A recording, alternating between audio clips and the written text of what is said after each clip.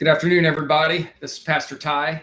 Here we are for another sermon recap as we continue in our series through Mark's Gospel. This past Sunday, we did Mark chapter 9, verses 42 through 50. And this was an important passage for a number of reasons. Perhaps most notably, we recognize that with the end of Mark chapter 9, we have the end of Jesus' Galilean ministry. And so from here on out, Jesus is going to head towards Jerusalem. He's going to head towards his passion and the ultimate expression of his ministry. And so here we have Jesus teaching his disciples. This is a continuation of the passage from before where we covered Mark chapter 9, 30 through 41. And so Jesus, in effect, has just taken a breath and continued to go through what we had covered the week before. Really quickly, just to kind of give you an idea of how we framed up this passage for the congregation on Sunday. The title of the sermon was Irreversible Binomial.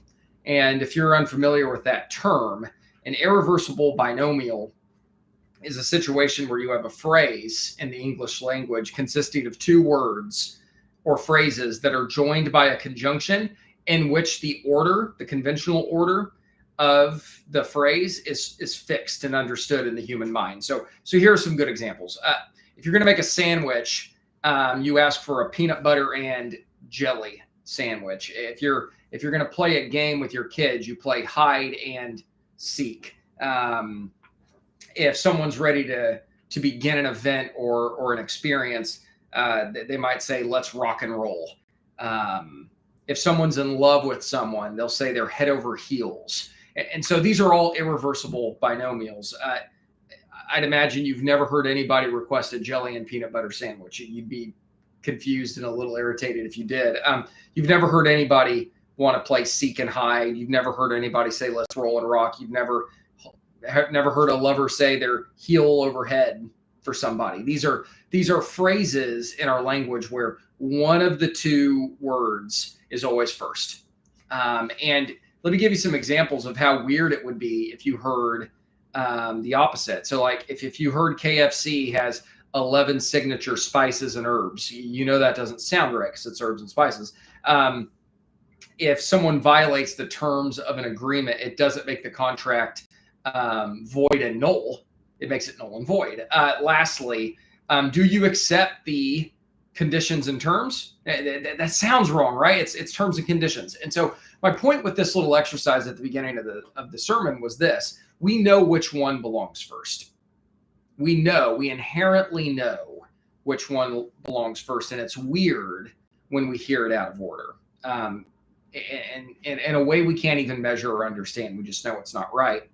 And perhaps in no other discussion or topic is that more fundamentally obvious than when we're talking about heaven and hell. Heaven belongs first. We all know it belongs first. We've never heard anyone say, when you die, do you think you're going to go to hell or heaven? No one asks it that way. They always ask, no matter who they're asking, even if they're relatively sure of what they think the answer is, they always ask, do you think you're going to heaven or hell? And we know why that sounds right. To give you some clarity on why it is that way, I would have us look at the passage we looked at on Sunday, Matthew chapter 25, verse 41, where Jesus is in the middle of the parable of the sheep and the goats. And he's now directed his attention to the goats. And he says, then he will say to those on his left, depart from me, you cursed, into the eternal fire prepared for the devil and his angels. And one of the reasons why I think heaven and hell is an irreversible binomial in Western culture is because of this passage. For whom are the eternal fires of hell prepared for? Well, according to Matthew 25, verse 41, they were prepared for Satan and his angels. That's what they were designed for. And so you get this intense understanding that while humans, the Christian Orthodox faith believes, can go to hell, that's not where they were supposed to go. That's not what hell was prepared for. And so when a human goes to hell, it's a tragedy because that's not where they were designed to go. And so when we begin to discuss in this passage of Mark 9, 42 through 50, this dichotomy between choosing life and choosing the kingdom of God, and likewise choosing a life of rebellion where you're choosing death and eternal hellfire. It's important to recognize that only one of those was designed for humanity. Only one of those was where we were destined to go, which adds a gravity to everything Jesus is going to say in this passage. So for instance, when Jesus is saying, if anyone causes one of these children to stumble, it would be better for him to have a millstone tied around his neck and thrown into the sea. It's Jesus's way of conveying just how tragic hell as a destination is for the human, because it's not designed for us, and it's going to be awful, right? And so the idea here is it would be better to be drowned in the sea than to experience that which is prepared for the devil and his angels. And we were also keen to make note of the fact that when Jesus says, cause one of these children to stumble, that's certainly most likely alluding to both literal children and spiritual kids, those who have just begun their journey with Christ. So anyway, we're going to get into the primary portion of the sermon we just undertook, where we kind of focus on verses 43 through 48. And you have here this passage in Mark, which mirrors a portion of Jesus' Sermon on the Mount, where Jesus is saying, if a part of your body, if a member of you causes you to sin, cut it off, cast it out. It's better to be in some way, shape, or form lame and enter into life, lame and enter into the kingdom, than to experience the unquenchable fires of hell. And so Jesus says, if your hand causes you to sin, cut it off. It's better to go into life and the kingdom with one hand than to go in crippled than to go in to hell with both. And he says the same about feet. He says the same about eyes. And so we spent considerable amount of time on Sunday considering why Jesus chooses hand, foot, and eye as the members to sort of hone in on. And I believe those connect together. And this is how we preached it on Sunday. The idea is something like this. Your hand conveys and points to labor or activity. It speaks to what you do. And so you get this impression from Jesus that not all work, not all activity is equal, which connects back into what we spoke of last week, where Jesus says, your actions betray the idea that you're neutral on me, because those who are with me gather with me, and those who are against me scatter. So all our actions are either gathering with Christ or scattering against him, whether we claim neutrality or not. And so Jesus is saying, not all work is equal. Some work points to life and to the kingdom, and some work points to hellfire and that which the worm doesn't stop eating. And so the idea here is choose well what you labor, choose well what you set your hands to do.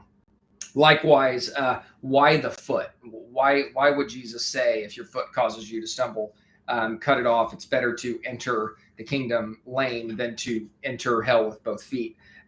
Well, because your foot is tied to travel. It's tied to where you're going to go.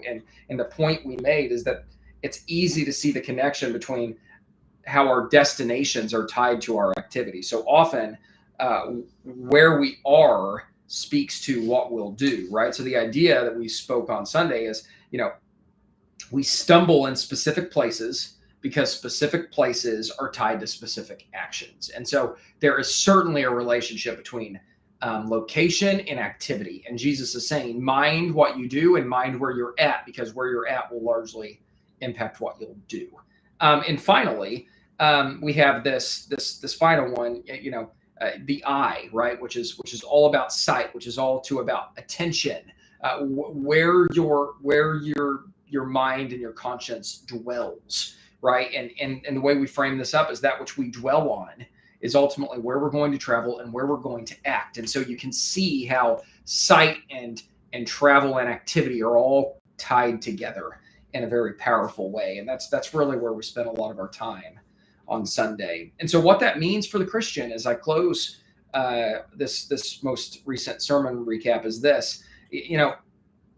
We get this impression throughout this passage that there are two ways set before the human. There is the path that leads to life in the kingdom of God, and there is the path that leads to death, unquenchable death, and the eternal fires of hell. And one of the things that we encouraged our people with on Sunday is this: the Christian isn't home yet. but we can and we ought to be working toward our destiny. We ought to be taking intentional steps towards life, intentional steps towards the kingdom, mindful of what we're doing with our hands and our feet and our eyes, and also recognizing that the mature Christian gets this beautiful opportunity to work on behalf of those who will arrive late, the late arrivers to life in the kingdom.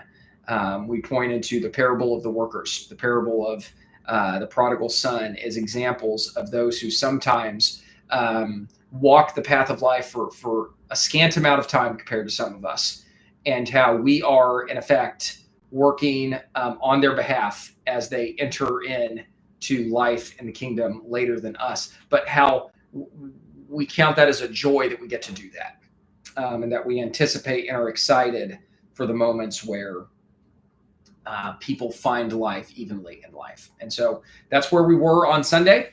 Come back on Thursday afternoon and we'll get ready for our sermon preview and Mark chapter 10.